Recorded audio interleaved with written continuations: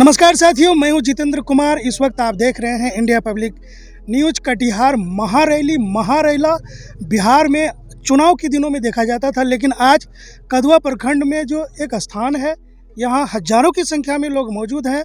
आते गए, सुनते गए, जाते गए, लेकिन यहां जो बांध रोको संघर्ष समिति के बैनर तले जो बांध को रोकने की बात चली आ रही है, कुछ नेताओं के, कुछ समाज सेवियों के, कुछ ग्रामीणों का मुँह लटका हुआ है। मुँह लटका हुआ है आपका। किनका? मेरा? आपका। क्यों? हाँ, नहीं हम तो बहुत पढ़ रहे हैं, चेहरा काफी उदास है।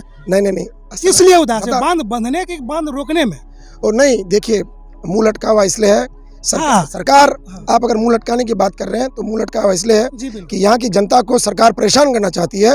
केंद्र सरकार और बिहार सरकार के माननीय मुख्यमंत्री, जिसे हम ये कहना चाहते हैं कि ये यहाँ का जनता विरोधी योजना है। इसलिए मैंने थोड़ा कुछ देर के लिए आपको लगा कि मुंह लटकाओ, क्योंकि जनता खुश नहीं तो मैं भी खुश नहीं, क्योंकि हम लोग जनता के साथ हैं।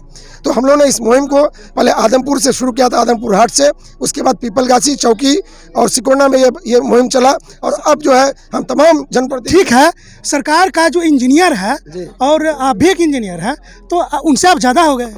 बिल्कुल, हम ज़्यादा और कम की बात नहीं है। अब हमारे समाज में इतने सारे इंजीनियर्स बन चुके हैं कि हम लोग जो सरकारी इंजीनियर को बहाल किया है इस काम के लिए, तो पैरेलली हम लोग इंजीनियर की टीम तैयार किए हैं, हम लोग इसकी समीक्षा किए हैं। इसलिए हम सभी इंजीनियर और यहाँ की जनता इस योजना को खारिज करते हैं। बहुत बात थोड़ा सा याद आ रहा है साथियों। साहब फैजल जी हैं और जेई साहब हैं, इंजीनियर हैं, और इन्होंने जो है कि अपने एक कॉलेज भी बना रखा है, जिसमें कि लड़कों को पढ़ाई के साथ साथ विदेश भी भेजते हैं, रोजगार। IT क्या बोलते हैं डिग्री उनको? ITI की डिग्री भी करवाते हैं बच्चों को। और सबसे इनका जो अनुभव है, इन्होंने पब्लिक से मिले हैं आप इस बात के लिए? इसके लिए तो लगातार हम लोग तो आंदोलन ही छेड़ रखे हैं, पब्लिक से ही मिलना चाहिए। बिल्कुल। तो इन्होंने जो अनुभव पाया है कि फेज 2 से परेशानी होगी क्या? डॉक्टर साहब हमारे साथ, डॉक्टर साहब बाढ़ के दिनों में शिविर लगा देते हैं, और साहब फैजल जी, इतना एनजीओ किसी ने देखा ना सुना। पहली बार एनजीओ के द्वारा इतना लोगों को लाभ दिया। भले इसका ITI कॉलेज उड़ गया तूफान में। 30,000 उस वक्त सैलाब के टाइम में कदवा के 12 पंचायत, आपको जाजा पंचायत भी है, यहाँ कुजीबना में भी हम लोग का पब्लिक हमें बताई कि साहब फैजल जी एक ऐसे नेता हैं धरती पर जिन्होंने पहली बार जानकारी मिला कि एनजीओ होता है। हाँ डॉक्टर साहब, सवालों में क्या सवाल आपका? सवाल ये कि आपका भी थोड़ा सा, मतलब क्या डंडा जो पड़ा था कटिहार में भूल गए? देखिए, मैं कटिहार का पहला, किसके लिए? सवालों में क्या सवाल आपका? सवाल ये कि आपका भी थोड़ा सा, मतलब क्या डंडा जो पड़ा था कटिहार में भूल गए?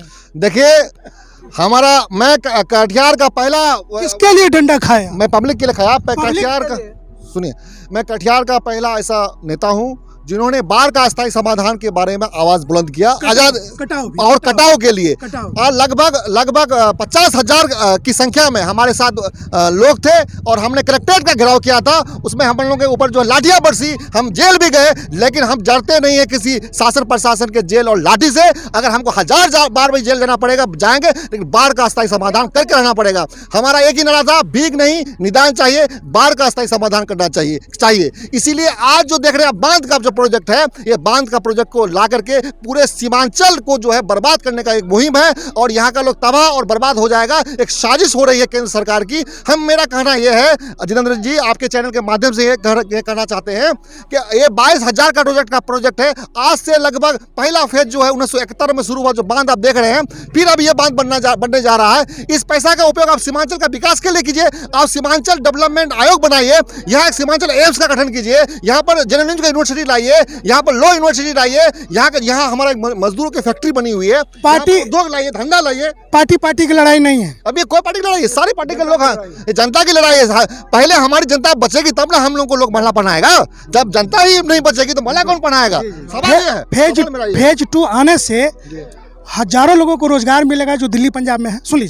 पहले सुन लीजिए हमारी बात। हम किसी का खा के नहीं बोल रहे हैं आपको, जो हमने अनुभव कर रहे हैं पब्लिक। अच्छा, कुछ लोगों को रोजगार भी मिलेगा, रोजी रोटी खाना पीना भी सबका चलेगा, दाल रोटी भी चलेगा। उसमें कुछ व्यक्ति का भी दाल रोटी चलने की संभावना है, मेरा बार विरोध यही है, हमारा इलाका बहुत गरीब इलाका है, ये ठेकेदारी प्रथा लूटो और कमाओ और खाओ का योजना है, ठीक है, इसलिए इसको बंद किया जाए। ये बिल्कुल मेरा सवाल एक है कि जब बांध 1972 में पहले बांध बन चुका है, एक बांध उधर कुरुम साइड है, एक बांध चांदपुर साइड है, जब इससे बांध का बाढ़ का स्थायी समाधान नहीं हुआ तो दूसरा बांध लेके आप क्या करना चाह रहे हो? आप बताओ पहले हमको, क्या ये कह रहे हैं कि बीच में बांध बनाने का क्या सवाल है? या तो उस बांध को हटाओ, उसको क्या करोगे? आज अंतिम और आखिरी पड़ाव पर हम पहुंचे हैं। पब्लिक का प्रतिक्रिया भी लेंगे, युवाओं से भी हम बात करेंगे और बुजुर्ग दादा से भी बात करेंगे। जी बिल्कुल कहना चाहते हैं ये जो क्या सबसे पहले आप लोग बताइए, क्या ये बांध बनना चाहिए? नहीं चाहिए ना?